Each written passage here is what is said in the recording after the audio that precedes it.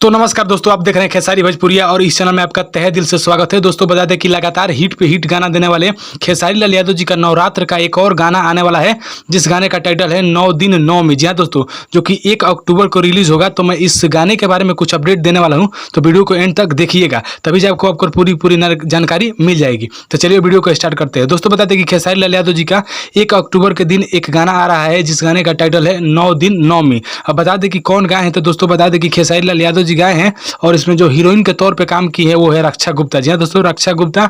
और संगीत है रोशन हेगड़े जी का, और गीत की बात करें तो दोस्तों नितेश ठाकुर का गीत है। तो 1 अक्टूबर को खेसारी लाल यादव जी के जितने भी फैन हैं वो तैयार रहेंगे, क्योंकि सबसे बेहतरीन गाना सुबह सुबह 6 बजे जी म्यूजिक कॉम पे रिलीज हो रहा है। तो बस यही एक अपडेट आपको देने वाला था। तो ये आपको अपडेट कैसा लगा कमेंट बॉक्स में जरूर बताइएगा, और अगर वीडियो अच्छा लगे तो वीडियो को लाइक शेयर और सब्सक्राइब जरूर करिएगा। मिलते हैं किसी नेक्स्ट वीडियो में नेक्स्ट अपडेट के साथ। तब तक के लिए जय हिंद, वंदे मातरम।